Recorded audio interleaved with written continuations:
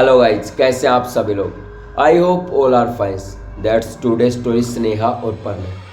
आज की जो कहानी है स्नेहा और प्रणय की है, जो कि करीबन 3 साल पहले उनके साथ घटी थी। और उनके साथ जो कुछ हुआ वो किसी भयानक रात से कम नहीं था। कहानी की शुरुआत होती है 2020 में, जब वो अपने घर की तरफ यानी लोनावाला की तरफ जा रहे थे। कार में केवल वो दोनों, स्नेहा और प्रणय।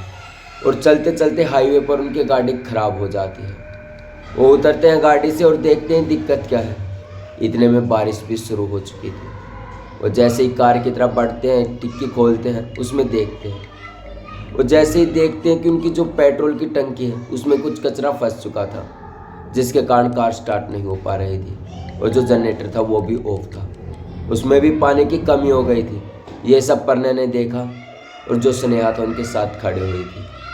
लेकिन वो घबरा चुके थे क्योंकि रात काफ़ी हो चुकी थी और एक पास में एक छोटा सा होटल था जिसमें रुकने के लिए वो ठहर चुके थे। उन्होंने सोचा कि रात काफ़ी ज़्यादा हो चुकी है, ये होटल सही रहेगा रुकने के लिए। दोनों ने प्लान किया और सोचते हैं कार को यहीं खड़ी कर देते हैं हाईवे पे, और थोड़ी ही देर बाद जैसे ही सुबह होगी अपनी कार से वापस अपने घर की तरफ निकल जाएंगे। स्नेहा और प्रणय कार से छोड़ते हैं वहीं पर और उस होटल में चले जाते हैं। जैसे ही वो होटल में पहुंचते हैं, रिसेप्शन पर एक बंदा बैठा हुआ था। तो स्नेहा और प्रणय सीधा कहते हैं कि हमें कमरा चाहिए। तो जो रिसेप्शनिस्ट था उन्होंने 601 नंबर की चाबी दे दी, कमरा मकान नंबर की, जो कमरा था ऊपर, और वो लेके ऊपर चले गए। जैसे वो 601 नंबर मकान नंबर में पहुंचे, ऊपर कमरे में पहुंचे, उन्होंने देखा कि वहाँ का माहौल सही नहीं है, क्योंकि वहाँ पर अजीब सी बदबू आ रही थी। तभी वो सोचते हैं कि एक ही रात तो गुजारनी है, गुजार लेंगे। तो जैसे ही स्नेहा नहाने के लिए जाती है और जो प्रणय थे वो वहीं पर रूम में इंतज़ार करते हैं, तो स्नेहा जब नहाने के लिए गई तो उन्होंने काफ़ी कोशिश की। जो वॉशरूम का नल था वो ऑन नहीं हो रहा था, क्योंकि जो पानी था वो चल नहीं रहा था। तो प्रणय को थोड़ा अजीब लगा। उन्होंने पत्नी से कहा कि पानी क्यों नहीं आ रहा, तो उन्होंने भी कहा कि पता नहीं क्या दिक्कत है, कोई भी नल काम नहीं कर रहा। तो जो प्रणय था वो नीचे तुरंत आता है रिसेप्शनिस्ट के पास और उससे कहता है कि ऊपर पानी नहीं है। वो जैसे नीचे आकर देखता है, जो रिसेप्शनिस्ट था उन्होंने दोनों कानों में फ़ोन लगाया हुआ था, यानी जो ईयरफोन था लगा रखा था, और चुपचाप ऐसे मूवी देख रहा था फ़ोन चला के। ये सब देखकर प्रणय को बहुत गुस्सा आया और उसने उसका फ़ोन छीन लिया।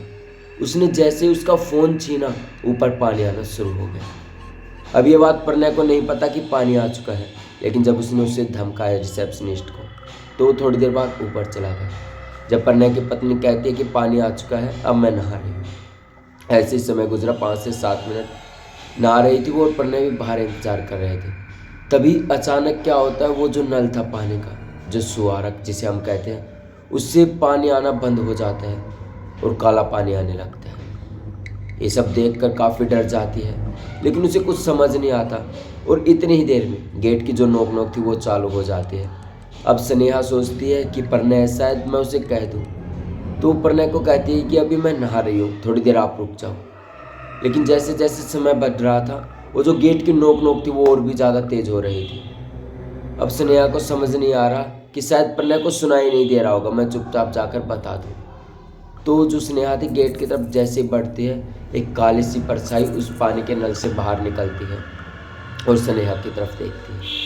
अब स्नेहा काफ़ी ज़्यादा डर चुकी थी, उसने अपने पूरे शरीर पर टोल लपेट रखा था। जैसे उस परछाई को वो देखती है, वो तुरंत घबरा जाती है और वहीं पर ज़ोर से चिल्लाती है, प्रणय प्रणय, और वहीं पर बेहोश हो जाती है। प्रणय दौड़कर नीचे से ऊपर आता है। वो हालांकि वो नीचे ही था, कुछ काम के लिए पानी वानी लेने चला गया था। जैसे ही दौड़ के ऊपर आता है, वो गेट खोलने की कोशिश करता है, तो वो जो गेट था बाथरूम का पहले से ही खुला हुआ था और अपना आप वो अंदर घुसता है प्रणय और उसको उठाता है, स्नेहा को अपने रूम में लेकर आता है और उसे लेट आता है। जब तक उसे होश आता है, प्रणय चाय वाय बना देता है, होटल से मंगवा देता है और जो कुछ खाने का था नीचे से ले आ जाता है और उनसे पूछता है कि क्या बात हुई। तो स्नेहा बताती है कि जब मैं नहा रही थी तो किसी ने कंटिन्यू गेट नोक नोक किया और जब मैं गेट की तरफ बढ़ने लगी तो कोई काली सी परछाई थी जो पीछे से आई और मुझे एकदम से डर लगा और मैं बेहोश हो गई। और ऐसे ही समय था। फिर थोड़ी देर ये बात जब स्नेहा सो जाती है, प्रणय जाता है बाथरूम में, वो एक चाकू देखता है वहाँ पर गिरा हुआ। प्रणय जैसे उस चाकू को उठाता है और शीशे में देखता है, एक बहुत ही भयानक राक्षस, एक भयानक साया उसे दिखाई देता है और उसके हाथ से तुरंत ही चाकू गिर जाता है। ये देखकर काफ़ी डर जाता है प्रणय, और चाकू जैसे ही नीचे गिरता है प्रणय के सामने बिल्कुल नॉर्मल फेस उसका आ जाता है। अब प्रणय भी बिल्कुल डर चुका था और वो एक रात नए गुजारते हुए उसी समय एक नई गाड़ी मंगवाते हैं और उसी समय अपने घर की तरफ निकल जाते हैं।